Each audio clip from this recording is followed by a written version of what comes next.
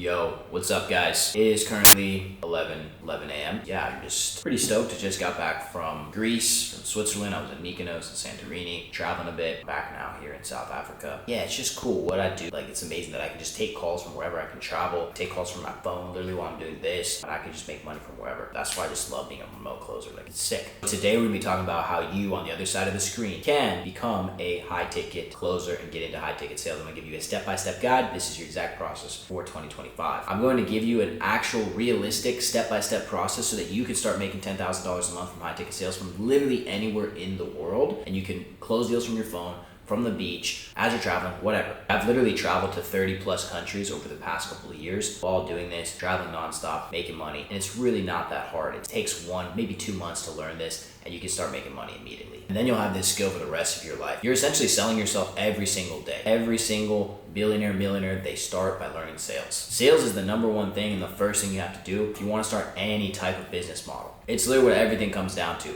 So learn how to sell, and you'll live a very good life. But yeah, let's jump into the video. He's been good to me. He's been so good to me. So good. He's been good to me. He's been so good to me. So good. So glad that the Lord has set me free. His grace and mercy carry me. He's been good to me. He's been so good to me. So good.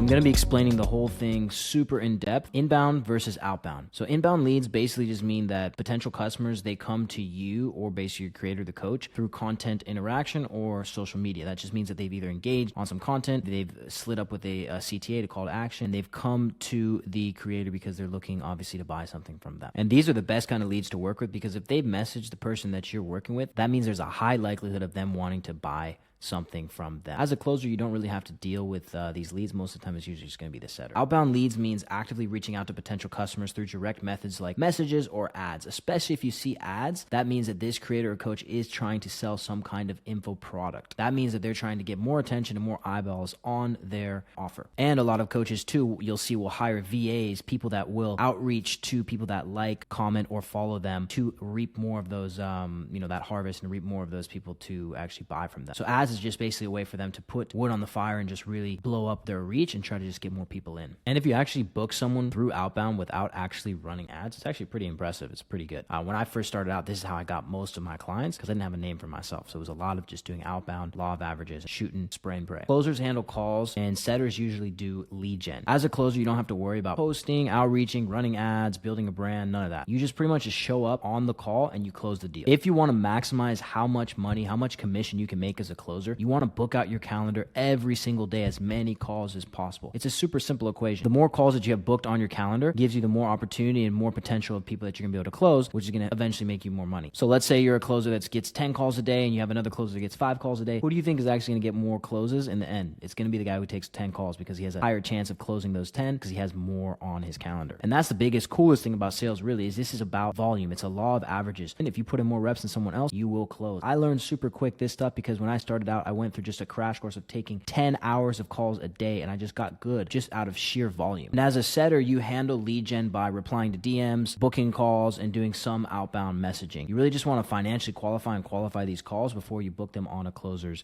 calendar. And a lot of people start out as a setter. It's not really a bad thing, bro. Like, you just get to sit on your phone, you follow a framework, gives you time to really think about responses. Just put some music on them for an hour or two, you can just grind out some messages, book some calls, and you're done. I did this for about 2 years before I ever started closing, which is actually a really long time. Most people progress a lot quicker. I would work for like 2 hours a day, and I would just grind out messages. It's super cool too, because you can book multiple calls on a closer's calendar at once, on multiple closers' calls. You leverage your time a lot better too. 3 calls booked at the same time, and 2 of those 3 could close within that hour, and you get 2 deals instead of, as a closer, you're only limited to 1 deal an hour. As a setter, your job is to just book calls for the closer, and then once the closer closes them, you usually get a commission commission of somewhere like between 5 to 8%. This is the typical commission structure and potential income you can make with high ticket sales. As a setter, like I said before, about 5 to 7%, 8% of a deal value is pretty common. Just kind of depends on the offer and industry. Let's say a setter schedules 50 appointments per month, and let's say you close about 15 of those. Each deal, let's say, is around $7,500. At a 5% commission, your monthly earning would be $5,625 a month. Actually, pretty good. It's not bad for how much time you actually put in, and the fact that you're gonna have freedom to be able to work from your phone from literally anywhere. And what's sick too is you can really do whatever the fuck you want. Like, you could be on multiple offers too at the same time. It's not like a normal job, like a 9 to 5 where you have to like clock in, and it's really about just like you putting in the work,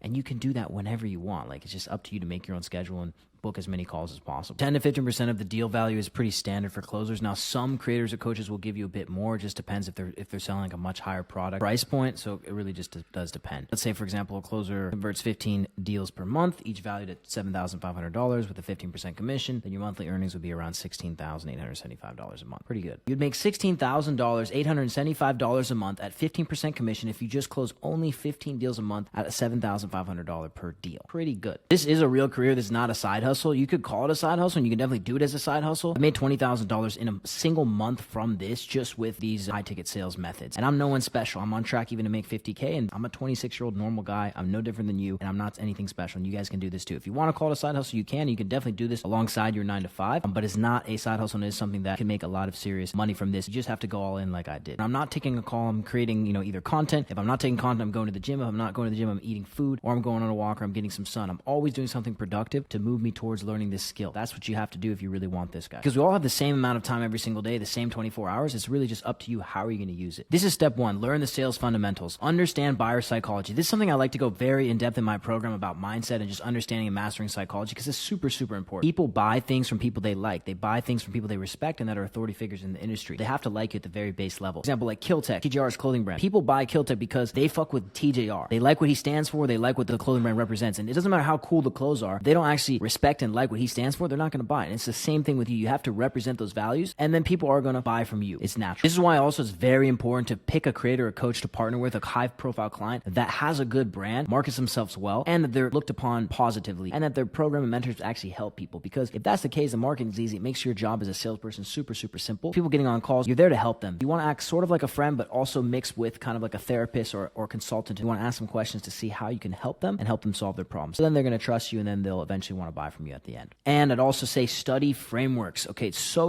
important to understand what it is behind the questions you're asking, not just the questions you're asking, right? Don't just go off of word for word scripts. A lot of people do this. You can tell when a closer is reading off of a script. It's very easy to tell. So understand the pillars of the frameworks, and why we're actually asking these questions is going to make you a top 1% and a much better closer if you can do that. I have a super hard time with this because it's very obvious, like when I'm reading and I can tell, and it doesn't sound natural. So I like to just kind of freeball it. When you get better, obviously this becomes easier and the more calls you take, but you want to have a general framework, like a couple steps: set the frame, discovery, ask them a few questions, pre-pitch, get into your pitch, and then objection handling, and then close them at the end. Step 2, master the closing process. What I just mentioned, focusing on discovery, getting clarity, really understanding their problem and their pain, and then objection handling if you need to, but even before that, even pre-handling objections by having the right tonality, having good pacing, and getting that verbal commitment from them is super key. Why questions are massive. Why are they on the call? Why do they want to do this as opposed to something else out there? What else have they tried? Why do they feel like this is going to get them out of their certain situation? Dig, get that pain. Asking all these questions, the why questions and all that, is super big, because you want to see where they want to go, where they currently are, and where they want to go, and then see if what you do can actually be the bridge to get them from that current situation that they're in to where they want to be. Kind of liking yourself to a therapist, doctor. Let them know, look, I'm going to try to help you. I'm going to ask you questions to really see where you are and where you're trying to go, and then see if what we do can even help you at the end. And if that's the case, then I can get you on board, and we can, I can talk about everything that we do. Does that sound fair? And you can jump into it. You need clarity. If something is not clear, ask them the question again. You can ask in a different way to get the answer you're actually looking for. Make sure it's clear that you are trying to ask them questions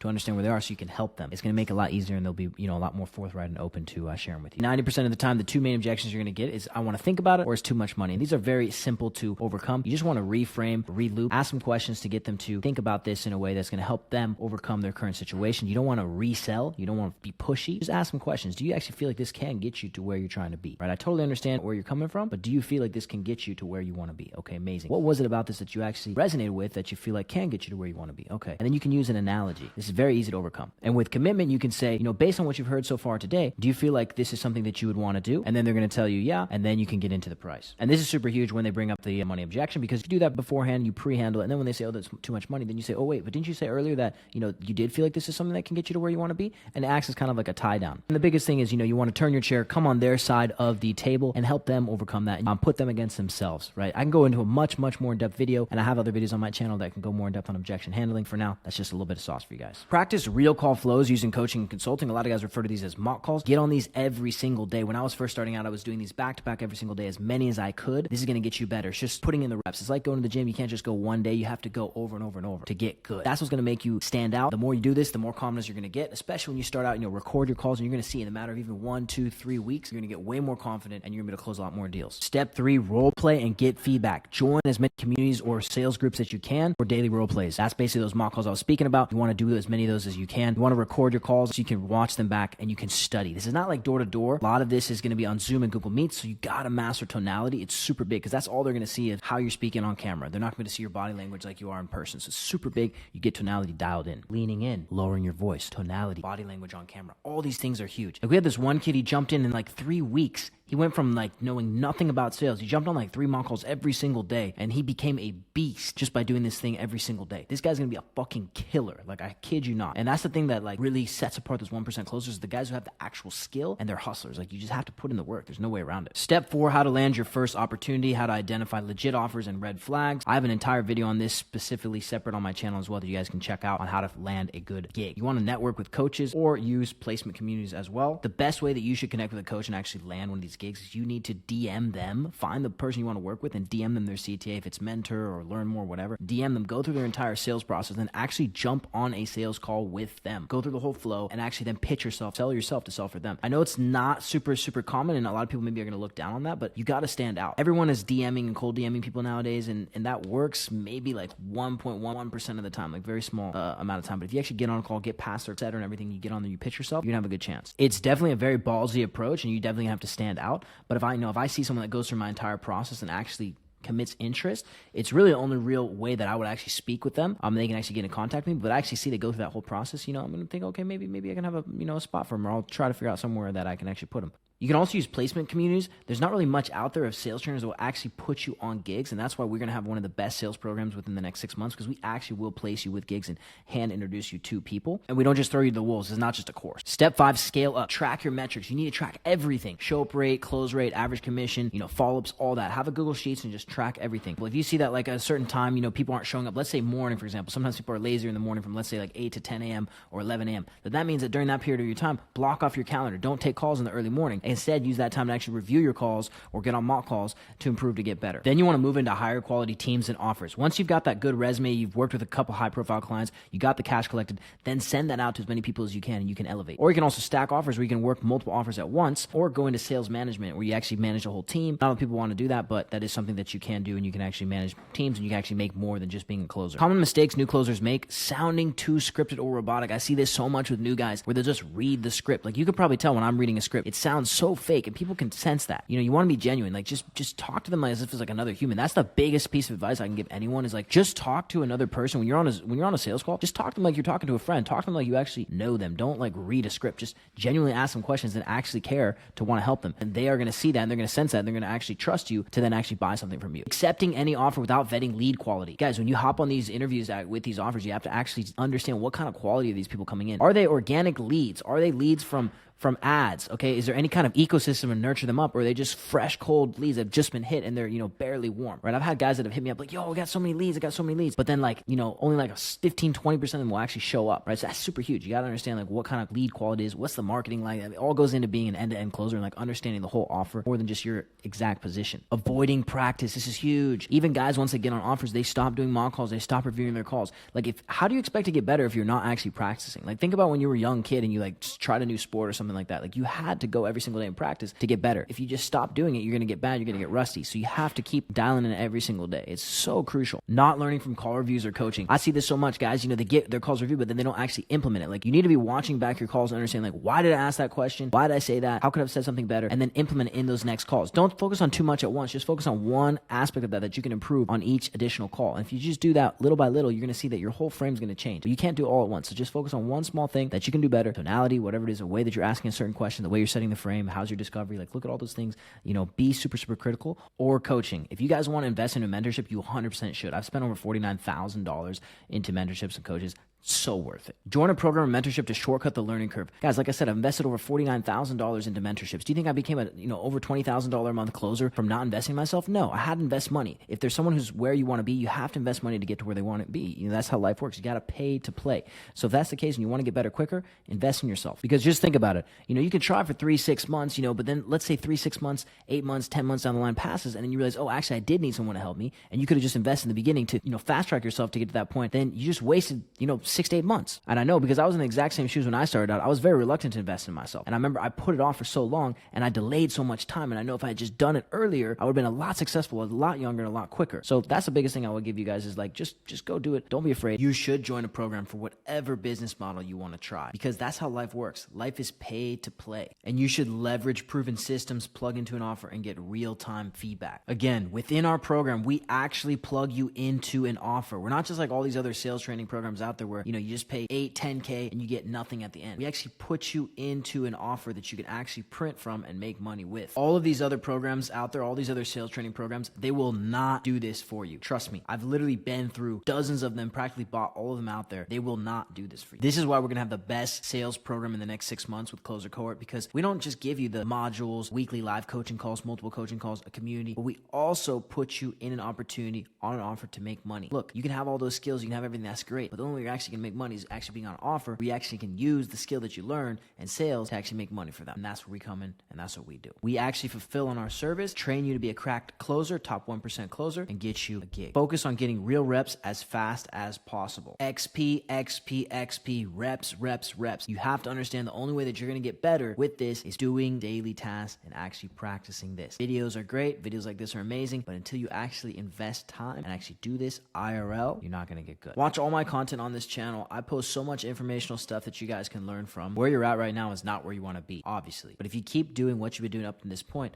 nothing is going to change. It all really just comes down to you. If you want something different in life, you have to change what you're doing on the input every single day. And you probably heard this saying before, nothing changes, nothing changes. If you don't take that next step, you don't take that step of faith, try something new, then you're never going to get anything else out of life. You have to give up something now to get something different in the future. If you want to be like the 1%, you're going to have to do and sacrifice what the 99% won't. And that's exactly what happened with me. The friends, good times, parties, the drinking, the smoking, whatever it might be, you have to give it up. You want to lock in, you want to focus, you have to do that. And that's what I did. For a period of time, I had to just lock in and go on my own solo journey. But now I'm exactly where I want to be. And I love what I do, and I get to work every single day towards something that I am genuinely passionate about. I have everything I've ever wanted. I have the money, I have good people around me, I have God. But yeah, you just have to take that leap of faith. Risk takers are history makers, so go take that risk. If you want to apply to work one-on-one with me, I'll put the link in the description. Let's get it. Let's crush it. I know that you're a legend. I know that you can be great if you put your mind to it and you actually implement and take the action. This program's not going anywhere. I like to keep it small so that I can actually deliver to the people that I mentor, but the price may change as I get a ton of applicants and I'm only growing every single day. So hopefully I'll see you on the inside. All the best.